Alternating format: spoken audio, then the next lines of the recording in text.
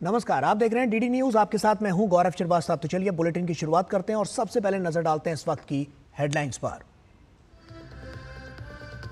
2 दिवसीय थाईलैंड दौरे पर बैंकॉक पहुंचे प्रधानमंत्री नरेंद्र मोदी का भव्य स्वागत। आज थाई समकक्ष से होगी मुलाकात।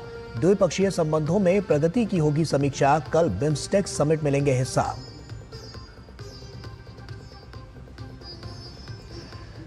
लोकसभा में 232 के मुकाबले 288 मतों से वक्फ संशोधन बिल पारित। आज राज्यसभा में पेश हो सकता है बिल। दोपहर 1 बजे से चर्चा संभावित। विपक्ष ने यहां भी किया विरोध का ऐलान।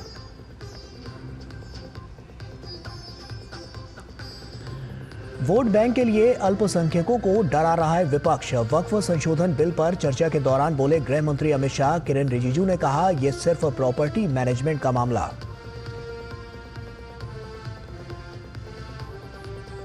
बंगाल में शिक्षक भर्ती घोटाला मामले में ममता सरकार को सुप्रीम कोर्ट से झटका। कहा, पूरी चयन प्रक्रिया हेराफेरी और धोखाधड़ी से दूषित। कल फिर होगी सुनवाई। और अमेरिका ने कई देशों पर लगाया भारी भरकम जवाबी शुल्क। भारत पर 26% टैरिफ। ग्लोबल मार्केट में हाहाकार। भारतीय शेयर बाजार में भी गिरावट। और आइए अब शुरुआत करते हैं। प्रधानमंत्री नरेंद्र मोदी 2 दिन के थाईलैंड दौरे पर बैंकॉक पहुंच गए हैं और यहां उनका भव्य स्वागत हुआ है। प्रधानमंत्री मोदी आज बैंकॉक में थाईलैंड के अपने समकक्ष से मुलाकात करेंगे और इस दौरान भारत थाईलैंड मित्रता से जुड़े मुद्दों पर चर्चा होगी। कल पीएम बिम्स्टेक शिखर सम्मेलन में शरीक होंगे। साथ ही थाईलैंड के राजा से भी मुलाकात करेंगे। पीएम ने कहा है कि उनके दौरे से बिम्स्टेक के साथ भारत का सहयोग मजबूत होगा। थाईलैंड के बाद प्रधानमंत्री नरेंद्र मोदी श्रीलंका जाएंगे।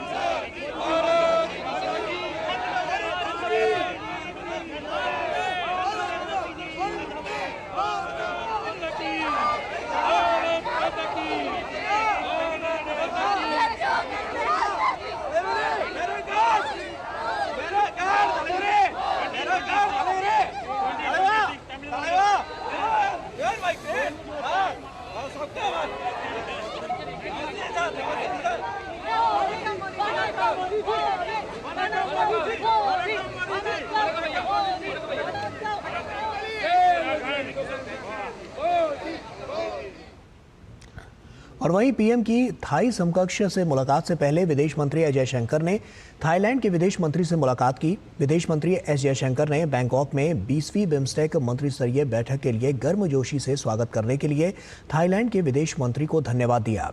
उन्होंने उम्मीद जताई कि बिम्स्टेक नेताओं के शिखर सम्मेलन से पहले आज सार्थक बातचीत होगी।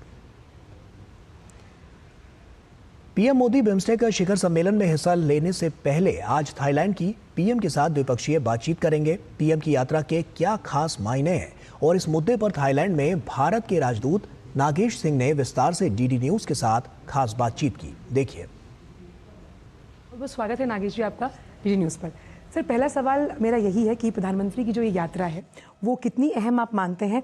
थाईलैंड का रिश्ता भारत से कई दशकों पुराना है और ये आप आने वाले समय में कितना और प्रगाढ़ होते हुए देखते हैं? प्रधानमंत्री जी की जो यात्रा है बड़ी लैंडमार्क यात्रा है, बिकॉज वो केवल बिम्स्टेक समिट के लिए नहीं आ रहे हैं कि एक बायलैटरल ऑफिशियल विजिट भी है थाईलैंड को, और वो 12 साल बाद भारतीय प्रधानमंत्री बायलैटरल विजिट पे आ रहे हैं।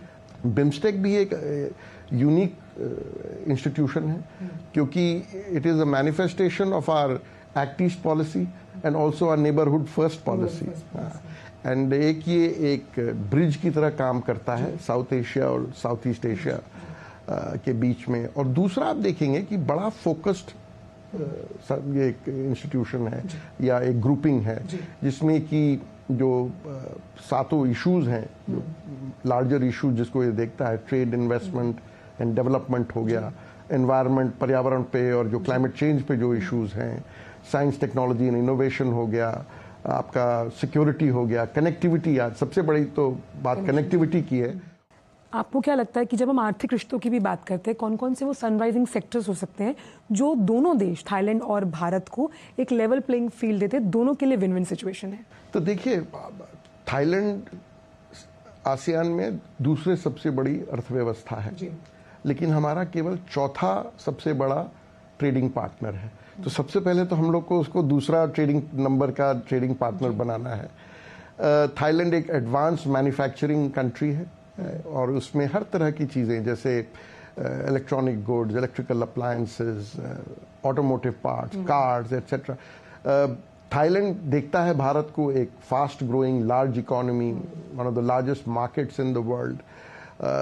दोनों सरकारें उस पर काम कर रही हैं। आखिर में सवाल आपसे ये कि जो पीएम साहिबा हैं थाईलैंड की, जब वो इलेक्ट होकर आई तो प्रधानमंत्री ने सबसे पहले मुबारकबाद दी ट्वीट करके।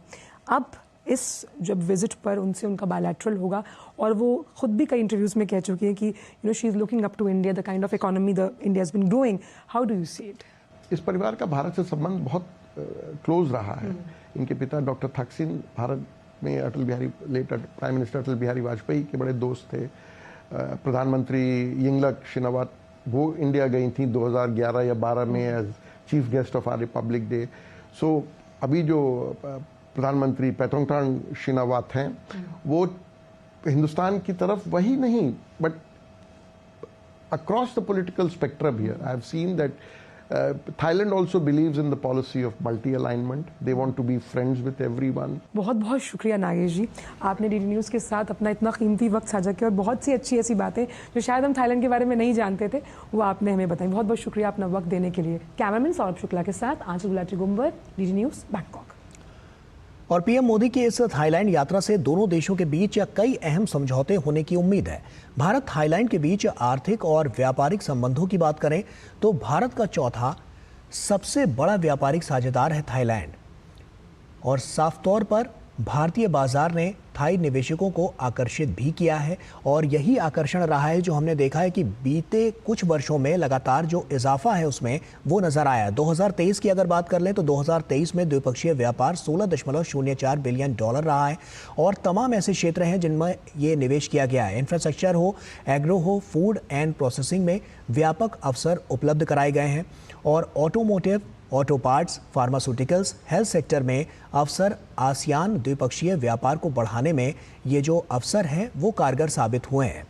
तो थाईलैंड को लेकर और भारत के जो रिश्ते हैं वो और ज़्यादा मजबूत होते हुए नजर आएंगे इस दौरे के बाद से। थाईलैंड को प्रमुख भारतीय निर्यात में चांदी के बिस्किट और सोने सहित आभूषण, मशीनरी और पार्ट्स देखने को मिलेंगे, और मेटल वेस्ट, स्क्रैप और प्रोडक्ट का निर्यात, और इसके अलावा सब्जियां, सब्जी उत्पाद, औषधीय और दवा उत्पादों का निर्यात, इलेक्ट्रिक मशीनरी और पार्ट्स, ये तमाम ऐसे अलग अलग सेक्टर्स हैं जिनमें लगातार बढ़ोतरी देखी जाएगी। इसके अलावा भी अगर हम बात करें तो उसमें महत्वपूर्ण है क्योंकि कॉफ़ी, चाय, मसाले का निर्यात, पशु या वनस्पति तेल और रासायनिक उत्पाद आयातित, पॉलीमर, बहुमूल्य पत्थर और आभूषणों का आयात इसमें शामिल है जो कि काफ़ी महत्वपूर्ण है। और इसके अलावा भी अगर हम बात करें तो उसमें जैसा कि हम देख रहे हैं कि लोहा, इस्पात, उनके उत्पाद, मशीनरी और उनके पुर्जों का आयात, एयर कंडीशनिंग मशीन, उनके पुर्जे, रबर उत्पाद, रबर का भी आयात इसमें शामिल किया गया है। तो ये तमाम हमने देखा है कि जो अलग अलग सेक्टर्स हैं उसमें किस तरह से जो बिजनेस फोरम है वो लगातार बढ़ता हुआ नजर आया और ये हाल के वर्षों में भारत में जो थाईलैंड का निवेश है वो बढ़ा है। तो आर्थिक और व्यापारिक जो संबंध हैं वो इस पूरे दौरे के बाद और ज़्यादा प्रगाढ़ होते हुए नजर आएंगे और ये जो मजबूती है ये कहीं ना कहीं इन दोनों देशों के जो आपसी संबंध है उसको नई उड़ान देती हुई नजर आएगी। छोटे से ब्रेक का यहाँ पर वक्त हो गया है, जल्द हाजिर होते हैं।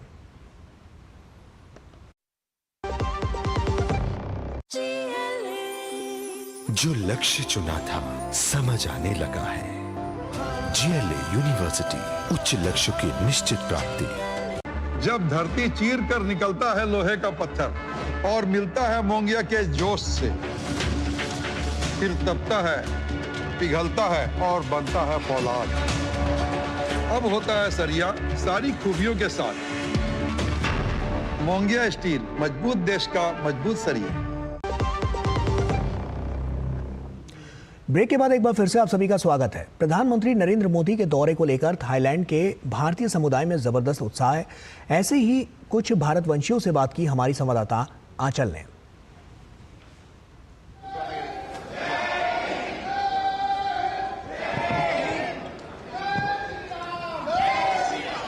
आप सभी का बहुत बहुत स्वागत है डीडी न्यूज पर। सबसे पहले प्रधानमंत्री यहाँ की यात्रा कर रहे हैं, कैसा महसूस कर रहे हैं आप? बहुत ज़्यादा एक्साइटेड है और जैसे आप देख रहे हैं एक बुके है हमारे पास, पूरे भारत का रिप्रेजेंटेशन यहाँ पर है एंड मिलने के लिए हम बहुत बेसब्र हैं, वेटिंग कर रहे हैं उनके आने की। बहुत बहुत एक्साइटेड हैं हम सब। ये सेकेंड टाइम है मोदी जी इधर हम सब के साथ मिलने आ रहे हैं, तो बहुत एक्साइटेड है। मोदी जी जाने जाते हैं अपने आत्मीय स्वभाव और जो डायस्पोरा है उसके साथ कनेक्ट के लिए, वो कनेक्ट आप कैसे फील करते हैं? बहुत ज्यादा। पहले तो हम बहुत गर्वित फील करते हैं कि वो आ रहे हैं और हमें मौका मिल रहा है। नरेंद्र मोदी जी के आने से हम सभी में काफी ऊर्जा है और उनके यहाँ से इस बिम्स्टेक की मीटिंग से दोनों देशों को काफी लाभान्वित होंगे। हमें बहुत अच्छा लग रहा है यहाँ पे आके। मराठी में बोलना चाहूंगी, आम्ही सगळे जण खूप खुश आहोत इथे येऊन आणि आम्हाला जसं रश्मीने सांगितलं की we are the bouquet of every community, so Modi ji इथे येतात, आम्ही सगळे खूप खुश आहोत। ये जो मोदी जी का यहाँ आना है, दो भारत और थाई मैत्री के बीच में उनके संबंधों का एक सेतु है, तो आदरणीय मोदी जी का बहुत बहुत स्वागत है मुस्कान की धरती थाईलैंड से। हम लोग बहुत भाग्यशाली हैं कि हम लोग को मौका मिल रहा है दूसरी बार मोदी जी यहाँ आ रहे हैं। उनको बिम्स्टेक की कॉन्फ्रेंस के लिए बहुत बहुत बधाई। We are having this rare opportunity. और वहीं समुद्री संपर्क बढ़ाने के लिए बिम्स्टेक मंच मिलकर काम कर रहा है और बिम्स्टेक विदेश मंत्रियों ने आज बैंकॉक में 20वीं बिम्स्टेक मंत्री स्तरीय बैठक के दौरान समुद्री परिवहन सहयोग समझौते पर हस्ताक्षर किया। इसकी जानकारी विदेश मंत्रालय ने दी है। आपको बता दें कि बिम्स्टेक में कौन कौन से देश शामिल हैं, तो इसमें भारत, श्रीलंका, बांग्लादेश, म्यांमार, थाईलैंड, नेपाल, भूटान इसमें शामिल हैं। बिम्स्टेक के सहयोग के क्षेत्रों की बात करें तो व्यापार और निवेश इसमें अहम है। इसके अलावा तकनीक, ऊर्जा, परिवहन, पर्यटन, मत्स्य, कृषि, सार्वजनिक स्वास्थ्य, गरीबी उन्मूलन, आतंकवाद का विरोध, इसके अलावा पर्यावरण, लोगों के बीच संबंधों को बढ़ाना भी इसमें शामिल है।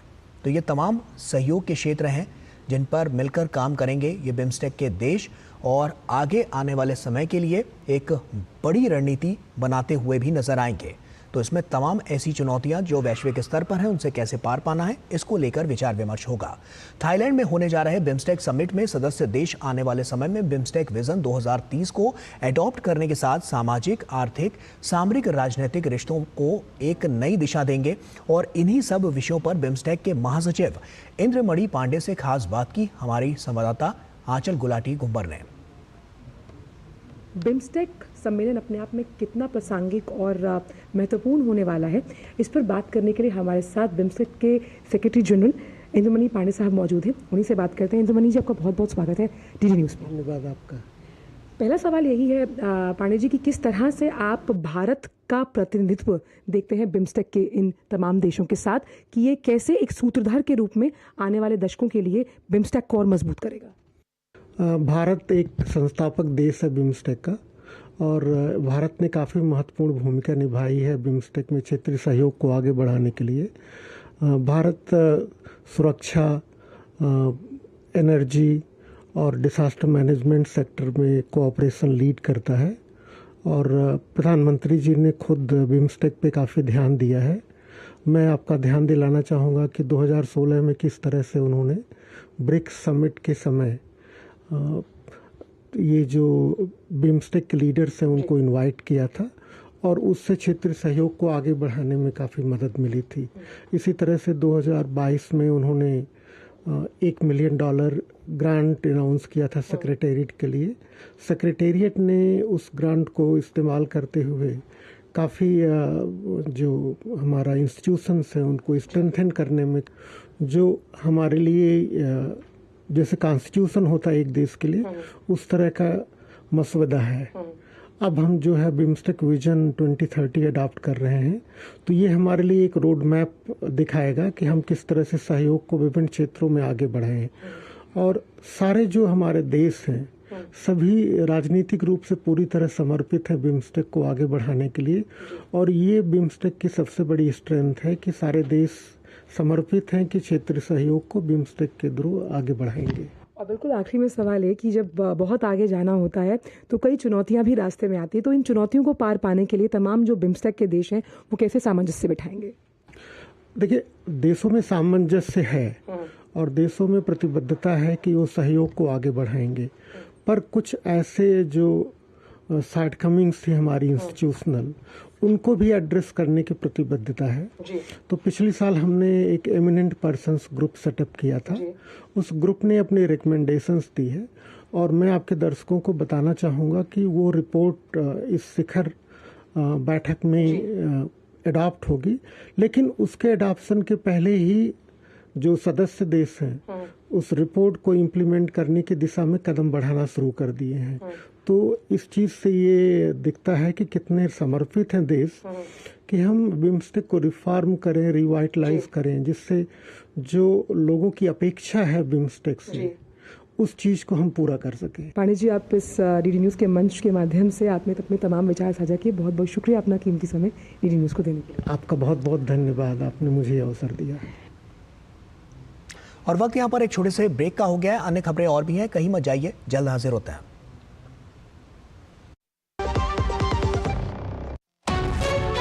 विभाग अनेक, कंप्लेंट बॉक्स 1। किसी भी सरकारी दफ्तर, विभाग या बैंक से जुड़ी शिकायत के लिए pgportal.gov.in पर जाएं, रजिस्टर करें, संबंधित विभाग चुनें, शिकायत दर्ज करें और ट्रैकिंग आईडी नोट करें। एसएमएस या ईमेल पर एक्नॉलेजमेंट पाएं और शिकायत का जवाब सीधे मंत्रालय से प्राप्त करें। अब तक 1 करोड़ 12 लाख से अधिक भारतीयों ने भरोसा जताया। सीपी ग्राम्स, आपकी हर शिकायत का हल। अभी शिकायत दर्ज करें pgportal.gov.in।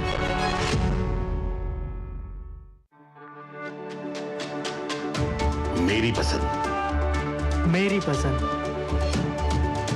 मेरी पसंद, मेरी पसंद, हमारी पसंद, हम सबकी पसंद। मजबूत देश का मजबूत सरिया होंगे स्टील। ब्रेक के बाद एक बार फिर से आप सभी का स्वागत है। लोकसभा के बाद अब वक्फ से जुड़े दोनों विधेयक राज्यसभा में पेश किए जाएंगे। जानकारी मिल रही है कि आज ही दोपहर 1 बजे इस बिल को उच्च सदन में पेश किया जा सकता है। हालांकि राज्यसभा के लिस्ट ऑफ बिजनेस में इसका जिक्र नहीं है। पहला है वक्फ संशोधन विधेयक 2025 और दूसरा है मुसलमान वक्फ निरसन विधेयक 2024। ये दोनों विधेयक कल देर रात करीब 10 घंटे से अधिक की चर्चा के बाद लोकसभा ने पारित कर दिया।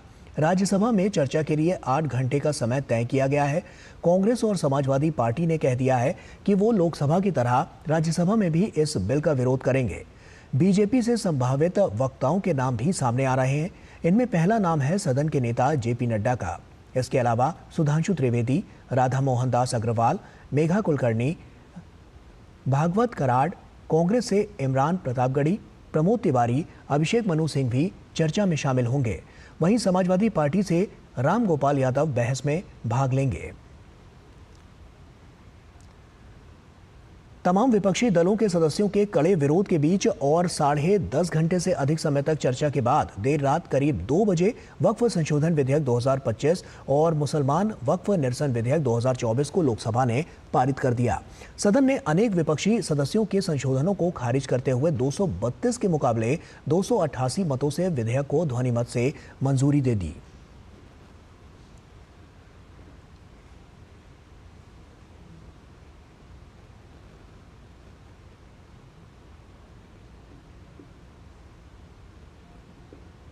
जी अब प्रस्ताव करें कि विधेयक को यथा संशोधित पारित किया जाए।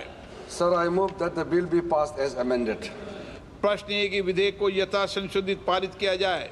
जो सदस्य इसके पक्ष में हाँ कहें, जो सदस्य विरोध में ना कहें। मेरे विचार में निर्णय हाँ वालों के पक्ष में, हाँ वालों के पक्ष में प्रस्ताव स्वीकृत हुआ। विधेयक पर यथा संशोधित पारित हुआ। और वहीं अल्पसंख्यक कार्य मंत्री किरेन रिजिजू ने सदन में वक्फ संशोधन विधेयक पर हुई चर्चा का जवाब देते हुए सरकार के इस कदम को मुस्लिम विरोधी बताने के कई विपक्षी सदस्यों के दावों को खारिज करते हुए कहा कि इस विधेयक को मुसलमानों को बांटने वाला बताया जा रहा है, जबकि सरकार इसके जरिए शिया सुन्नी समेत समुदाय के सभी वर्गों को एक साथ ला रही है। रिजिजू ने कहा कि विपक्ष सरकार की आलोचना कर सकता है, लेकिन ये कहना कि हिंदुस्तान में अल्पसंख्यक सुरक्षित नहीं है, सही नहीं है। कई लोगों ने कहा कि एंटी मुस्लिम है। अब बताइए एंटी मुस्लिम कैसे हो गया? चाहे मुसलमान का हो, हिंदू का हो, सिख, जैन, ईसाई, सबका हर जमीन देश का ही जमीन है। उसमें कानूनी तौर पर अगर कोई जमीन का अधिग्रहण करता है, डिक्लेरेशन करता है, रजिस्ट्रेशन करता है, सबको वेलकम करना चाहिए। इसको आप इस्लाम धर्म के खिलाफ, मुसलमानों के खिलाफ कदम उठाया जा रहा है। कई लोगों ने बार बार इस बात को दोहराया है।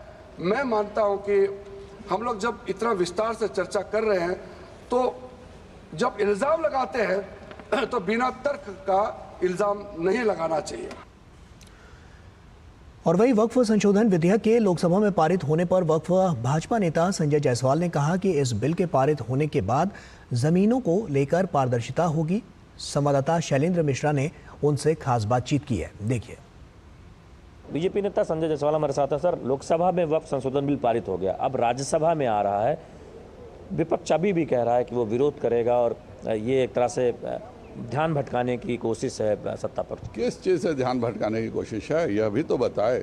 यह जरूर बताए कि 37 लाख एकड़ ज़मीनें से महज 166 करोड़ रुपए की आमदनी क्यों होती है।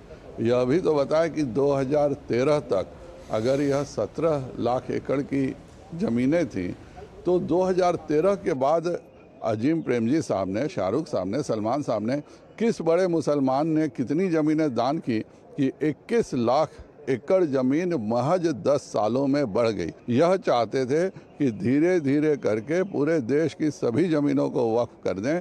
इस कानून के आने के बाद भविष्य में इस प्रकार की कोई धांधली नहीं कर पाएगी। प्रावधान है उसमें स्पष्ट है कि जो आदिवासियों के इलाके की ज़मीनें हैं, जो सरकारी ज़मीनें हैं, वो अब वक्फ की ज़मीनें नहीं घोषित की जा सकेंगी। तो ये सेफ गार्ड है, जो कि ऐसा कहा जा रहा था कि आदिवासियों की ज़मीनें वक्फ वहाँ पर बन जाते हैं जमीन। तो पहले मैं सभी अपने अल्पसंख्यक भाइयों को कहना चाहूँगा, सब मुसलमान भाइयों को, कि यह कानून भविष्य के लिए जो हुआ उसको हम बदल नहीं सकते और वह बदलना यह सरकार चाहती भी नहीं है। लेकिन अगर भविष्य में कोई भी व्यक्ति ज़मीन दान करता है तो उसको हिसाब देना पड़ेगा। दरअसल जो नेता बनते हैं, रहनुमा बनते हैं मुसलमानों के, उनकी दुकान बंद होने का खतरा है, इसलिए वो इस तरह का विरोध कर रहे हैं वक्फ संशोधन बिल को लेकर। कैमरामैन अंकित के साथ शैलेंद्र मिश्र, डीडी न्यूज़, दिल्ली। और इसी खबर पर कुमार आलोक हमारे सहयोगी हमारे साथ जुड़ रहे हैं। कुमार आलोक का ही रुख करते हैं। कुमार आलोक, जैसा कि लोकसभा से तो ये विधेयक पारित हो चुका है, पास हो चुका है, ऐसे में अब राज्यसभा में क्या स्थितियां परिस्थितियां नजर आ रही है? देखिए, अगर हम राज्यसभा की बात करें तो जब नरेंद्र मोदी की सरकार 2014 में बनी थी तो उस समय राज्यसभा में एनडीए अल्पमत में थी, यानी उनको बहुमत नहीं था। लेकिन धीरे धीरे जिस तरीके से अन्य राज्यों में, यानी राज्य की विधानसभा चुनाव में भारतीय जनता पार्टी ने बम्पर प्रदर्शन करना शुरू किया, उसको लेकर के राज्यसभा में उनका स्ट्रेंथ बढ़ता गया। और जब वो बहुमत में नहीं भी थे तो आप गौर करेंगे कि 2014 से लेकर 2024 तक, यानी 25 तक, कोई भी ऐसा बिल जो सरकार ने पेश किया राज्यसभा में और वो बिल पास हुआ, चाहे वो बहुमत में थी चाहे नहीं थी, सरकार का ये मैनेजमेंट था, उनका फ्लोर मैनेजमेंट था। आप सोचिए कि धारा 370 जब वहां पे लागू किया जा रहा था, उस कानून जो राज्यसभा में, लोकसभा में तो पास हो गया आराम से, लेकिन राज्यसभा में सरकार को ये डर था कि कहीं ये बिल पास न हो, कहीं ये बिल गिर न जाए, लेकिन वहां भी सरकार ने कामयाबी हासिल की और वो ऐतिहासिक बिल पास हुआ। अब की अगर हम बात करें तो अभी जो स्ट्रेंथ है उसमें भारतीय जनता पार्टी और एनडीए को मिलाकर के पर्याप्त बहुमत है कि वो इस बिल को पास करा लेंगे। अब जो 2-3 दल ऐसे हैं जैसे AIDMK है, अन्ना द्रमुक, हमेशा से जब से भारतीय जनता पार्टी की सरकार केंद्र में 2014 से बनी है तब से वो राज्यसभा लोकसभा में सरकार का साथ देते आए हैं, लेकिन अब उनका इस बात, उनके 4 MP हैं और उनका क्या रुख होगा ये देखने वाली बात होगी। दो और पार्टियां हैं, ये बीजू जनता दल और जगन मोहन रेड्डी की पार्टी, तो ये दोनों पार्टियां भी बराबर 2014 से लेकर अभी तक सरकार का समर्थन करते आई हैं, लोकसभा में भी और राज्यसभा में भी। लेकिन इस बार ऐसा कहा जा रहा है कि जगन मोहन रेड्डी की पार्टी और बीजू जनता दल की पार्टी इस बिल के विरोध में मतदान करेगी। इसके बावजूद हम जो आंकड़े हैं वो आंकड़े यही बताते हैं कि एनडीए यहां भी आराम से इस बिल को पास करवा लेगी।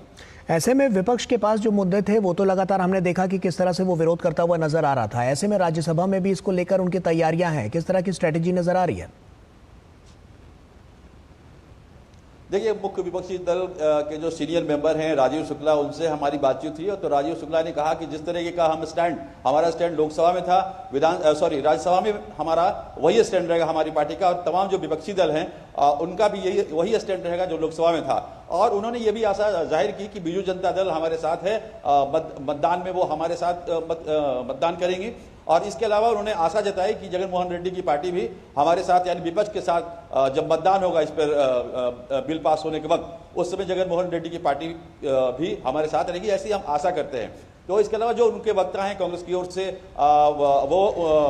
उन्होंने भी तैयारी की है और वो जब बोलेंगे, क्योंकि कल जब गौरव गोगोई ने शुरू किया था कांग्रेस के वक्ता के रूप में, उसके बाद तमाम उनके वक्ता जो थे वो उन्होंने भाग लिया चर्चा में। और एक बात गौर करने वाली थी कि कल लोकसभा में आपने देखा ये वक्त बिल पर बीजेपी को छोड़कर कांग्रेस या अन्य विपक्षी दल जो भी थे, उन्होंने अपने मुस्लिम सदस्यों को ज्यादातर चुना, यानी कि मोस्ट ऑफ द जो स्पीकर्स थे वो मुस्लिम थे, चाहे वो समाजवादी पार्टी से हो चाहे वो अन्य विपक्षी दल से हो। तो यहाँ भी इमरान प्रतापगढ़ी को कांग्रेस की ओर से बोलेंगे।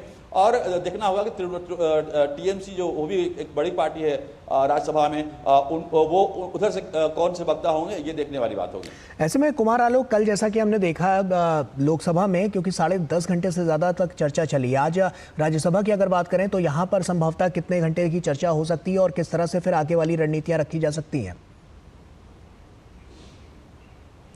देखिए, लोकसभा में भी 8 घंटे का समय मुकर्रर था, लेकिन आपने देखा कि 10.5 घंटे से ऊपर बहस चली। और उसके बाद जो अमेंडमेंट लाए गए अपोजिशन के द्वारा, उस पर हालांकि अमेंडमेंट सब गिर गए इनके, लेकिन अमेंडमेंट उसमें भी समय लगता है। तो हम समझते हैं कि 8 घंटे का जो समय राज्यसभा में भी मुकर्रर है, इसके अलावा आशा की जा सकती है कि 2 या 2.5 घंटे और इसमें समय लगे। और ऐसी आशा की जा रही है कि 10 से लेकर 11 घंटे तक लग सकते हैं इस पूरी प्रक्रिया यानी पूरी बिल को पास होने में। सरकार की जो अभी तक जो बातें निकलकर सामने आई हैं, लगातार हम देख रहे हैं कि उसमें तमाम महत्वपूर्ण बिंदुओं को उजागर किया गया है, लेकिन अभी भी एक तबका ऐसा है जो लगातार इसका विरोध करता हुआ नजर आ रहा है और विपक्ष उसी बात को लेकर सदन में हंगामा भी करता हुआ नजर आ रहा है। क्या उस बात के आसार भी आज हमें राज्यसभा में देखने को मिल सकते हैं? किस तरह की रणनीतियों के साथ आज विपक्ष वहां पर खड़ा हुआ नजर आ रहा है?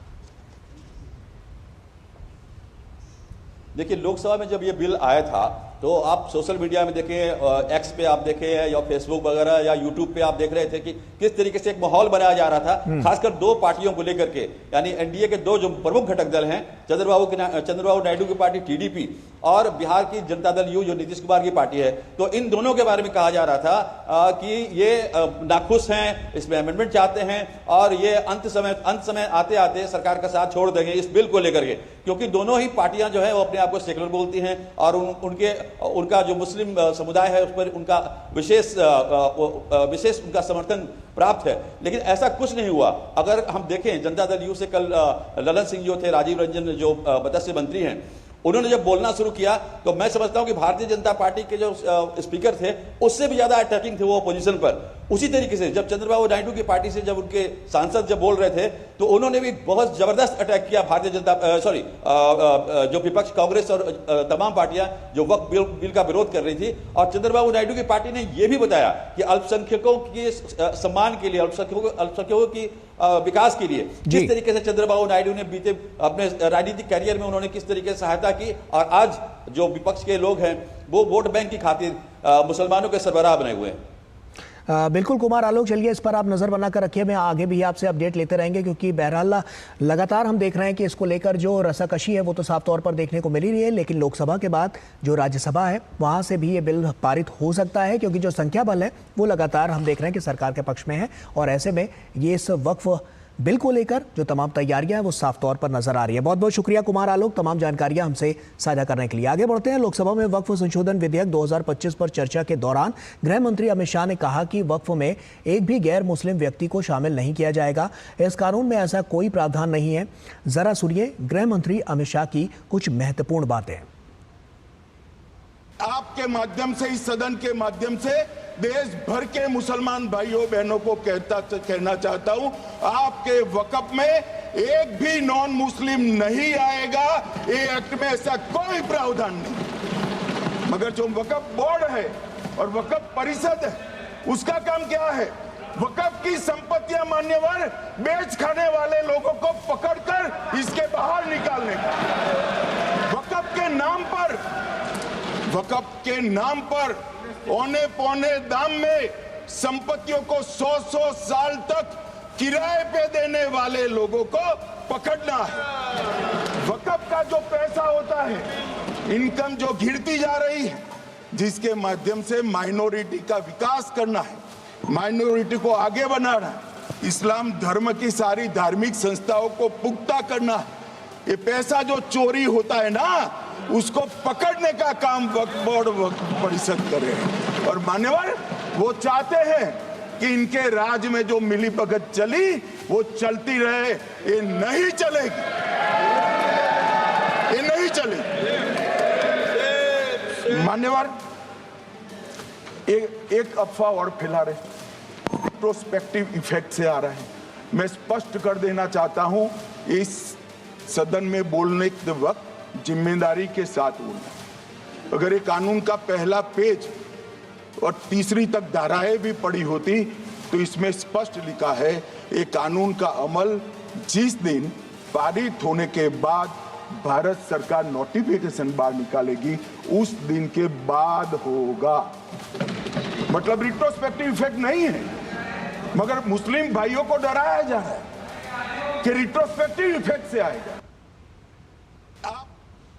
और पश्चिम बंगाल शिक्षक भर्ती घोटाला मामले में सुप्रीम कोर्ट ने अहम फैसला सुनाया है। हाई कोर्ट के फैसले में बदलाव करते हुए कहा कि पद से हटाए जाने वाले शिक्षकों से अब तक हुए वेतन भुगतान की वसूली नहीं होगी। साथ ही नई भर्ती प्रक्रिया 3 महीने में पूरा करने का निर्देश दिया गया है। एससी ने यह भी कहा है कि जब तक नई भर्ती प्रक्रिया पूरी नहीं हो जाती तब तक ये शिक्षक काम करते रहेंगे। साथ ही चयन प्रक्रिया पर नाराजगी जताते हुए सुप्रीम कोर्ट ने हाई कोर्ट के आदेश में हस्तक्षेप करने से इनकार कर दिया। सुप्रीम कोर्ट ने कहा कि पूरी चयन प्रक्रिया हेराफेरी और धोखाधड़ी से दूषित है, जिससे चयन प्रक्रिया की विश्वसनीयता और वैधता खत्म हो गई है। ऐसे में हमें हाई कोर्ट के आदेश में हस्तक्षेप करने का कोई कारण नहीं दिखता है। दरअसल करीब 25,000 शिक्षकों और स्कूल कर्मचारियों की नौकरी रद्द करने के कलकत्ता हाई कोर्ट के आदेश के खिलाफ राज्य सरकार ने सुप्रीम कोर्ट में याचिका दायर की थी। वहीं सीबीआई जांच को चुनौती देने की पश्चिम बंगाल सरकार की याचिका पर सुप्रीम कोर्ट कल सुनवाई करेगा। भारतीय वायुसेना का एक जैगुआर विमान देर रात दुर्घटनाग्रस्त हो गया और इस हादसे में एक पायलट की मृत्यु हो गई। वहीं दूसरे पायलट का जामनगर के अस्पताल में इलाज चल रहा है।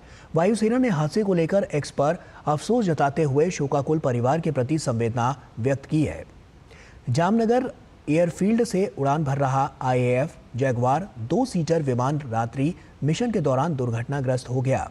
पायलटों को तकनीकी खराबी का सामना करना पड़ा और उन्होंने विमान को बाहर निकालने की पहल की ताकि एयरफील्ड और स्थानीय लोगों को कोई नुकसान न पहुंचे। दुर्भाग्य से एक पायलट की चोटों के कारण मृत्यु हो गई, जबकि दूसरे का जामनगर के एक अस्पताल में इलाज चल रहा है। आईएएफ को जानमाल के नुकसान पर गहरा अफसोस है और वो शोकाकुल परिवार के साथ मजबूती से खड़ा है। दुर्घटना के कारणों का पता लगाने के लिए कोर्ट ऑफ इंक्वायरी के आदेश दिए गए हैं। और वहीं राष्ट्रपति डोनाल्ड ट्रंप ने अमेरिका में मैन्युफैक्चरिंग को बढ़ावा देने के लिए पारस्परिक टैरिफ का ऐलान कर दिया है और इसमें उन्होंने अलग अलग देशों के लिए अलग अलग दरों की घोषणा की है। ट्रंप ने इसे अमेरिका की आज़ादी करार दिया। पारस्परिक टैरिफ के ऐलान के साथ ही ऊंची कीमतों और दुनिया भर में ट्रेड वॉर का खतरा पैदा हो गया है।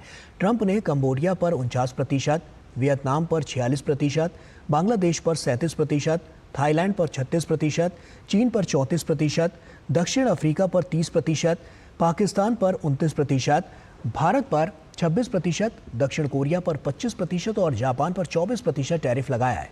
ट्रंप ने यह घोषणा make America wealthy again event को संबोधित करते हुए की। बता दें कि इन टैरिफ का वैश्विक स्तर पर व्यापार पर गहरा असर होगा और ये साफ तौर पर नजर भी आएगा।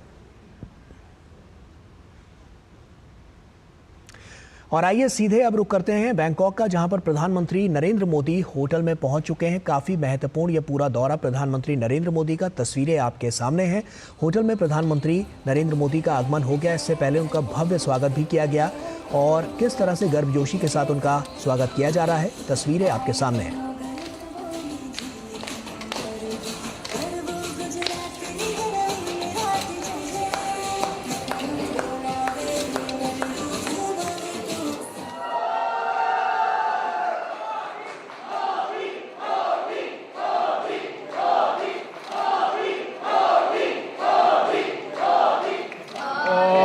हर हर नमः पार्वती पतये हर हर महादेव पिन्नादुदय शिवने पोत्रे यन्नार्दवरकुम इरवा पोत्रे जय आदि पराशक्ति भगवती की जय।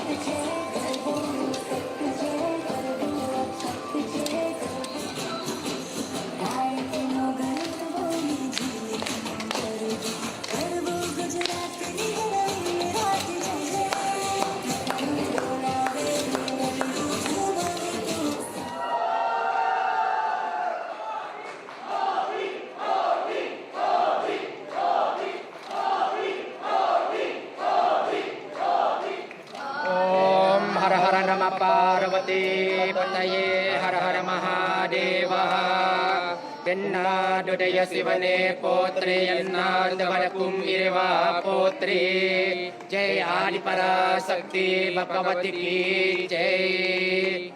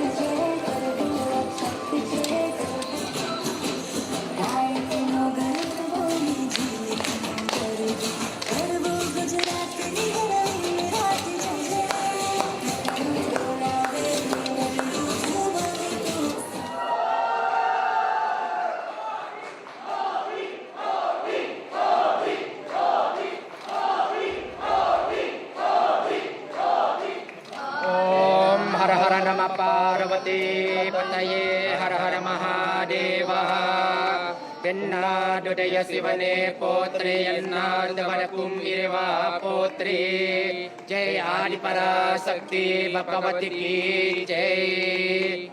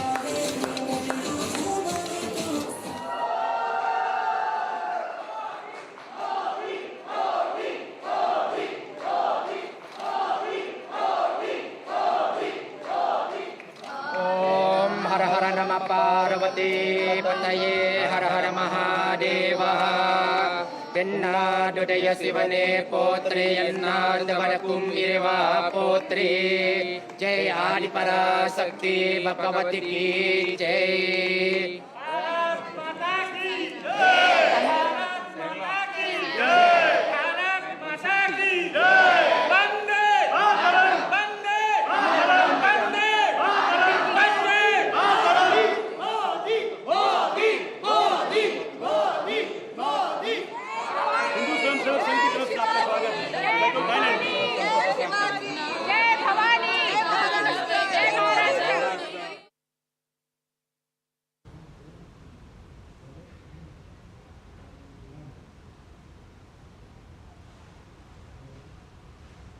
तो प्रधानमंत्री नरेंद्र मोदी की तस्वीरें आप देख रहे थे, किस तरह से उनका गर्मजोशी के साथ भव्य स्वागत किया गया। ये तस्वीरें साफ तौर पर बयां कर रही थीं और सांस्कृतिक कार्यक्रमों के जरिए भी उनका यहां पर स्वागत किया गया। आगे भी इससे जुड़ी हुई जो तस्वीरें हैं वो निकलकर सामने आएंगी, समय समय पर हम आपके साथ साझा करते रहेंगे। अन्य खबरों का रुख करें तो राष्ट्रपति डोनाल्ड ट्रंप ने अमेरिका में मैन्युफैक्चरिंग को बढ़ावा देने के लिए पारस्परिक टैरिफ का ऐलान कर दिया और इसमें उन्होंने अलग अलग देशों के लिए अलग अलग दरों की घोषणा की है।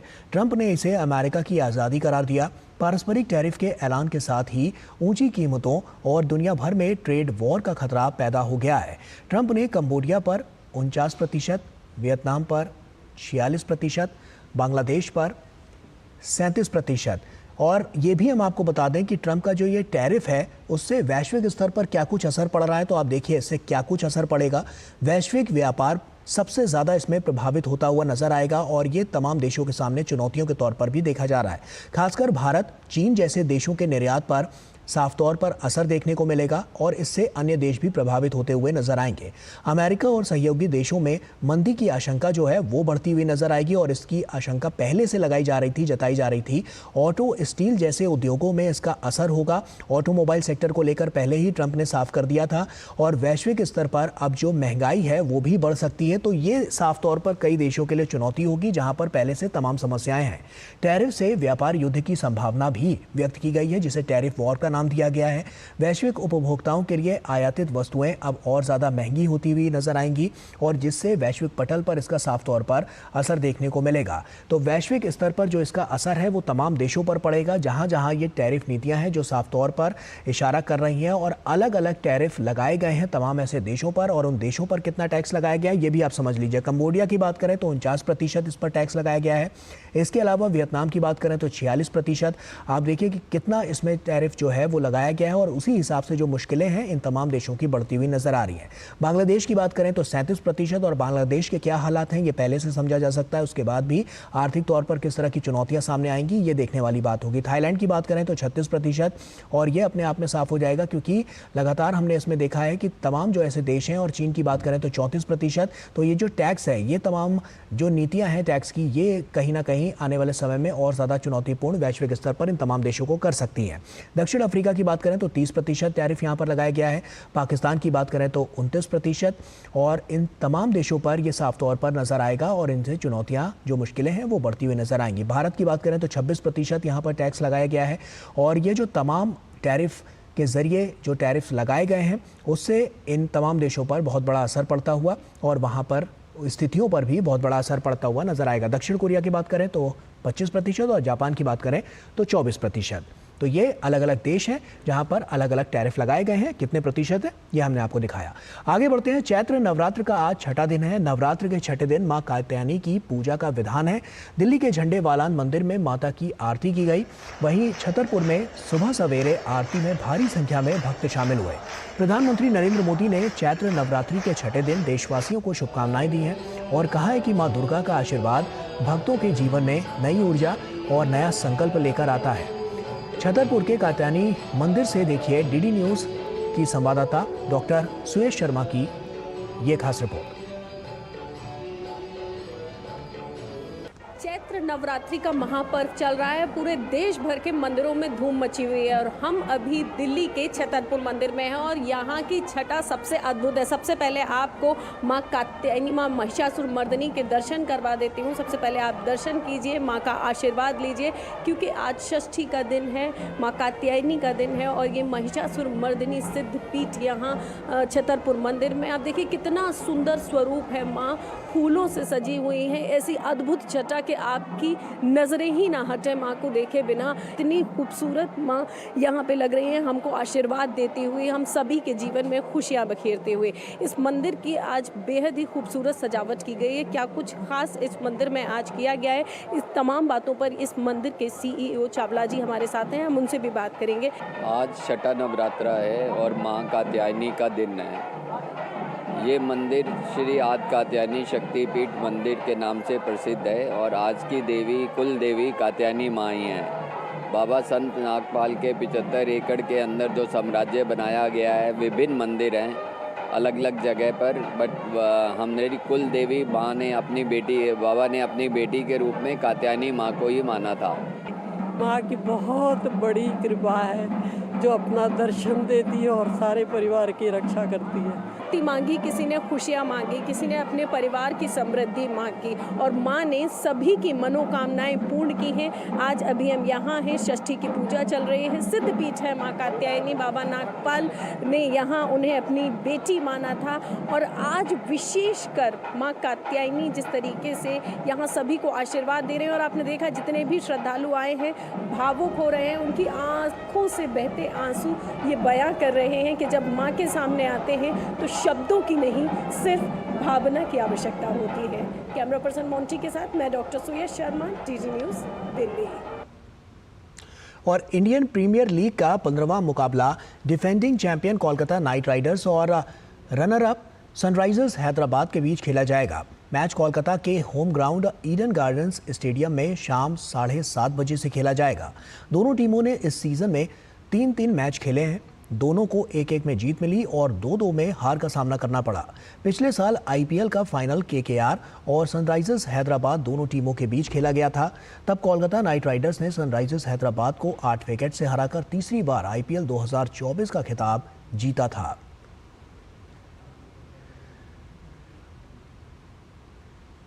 और वहीं BCCI ने 2025 के लिए टीम इंडिया के घरेलू सत्र के कार्यक्रम की घोषणा कर दी है। वेस्टइंडीज और दक्षिण अफ्रीका की टीमें इस साल भारत दौरे पर आएंगी। भारत और वेस्टइंडीज के बीच 2 मैचों की टेस्ट सीरीज का आगाज 2 अक्टूबर से होगा। वेस्टइंडीज के खिलाफ टेस्ट सीरीज खत्म होने के बाद दक्षिण अफ्रीका की टीम भारत के दौरे पर आएगी, जिसकी शुरुआत 2 मैचों की टेस्ट सीरीज के साथ होगी। टेस्ट सीरीज खत्म होने के बाद दोनों टीमों के बीच 3 मैचों की वनडे सीरीज खेली जाएगी, जिसकी शुरुआत 30 नवंबर से होगी। भारत और दक्षिण अफ्रीका की टीम 5 मैचों की T20 सीरीज भी खेलेगी, जो 9 दिसंबर से लेकर 19 दिसंबर तक चलेगी। और इसी के साथ फिलहाल इस बुलेटिन में इतना ही। दीजिए इजाजत, नमस्कार।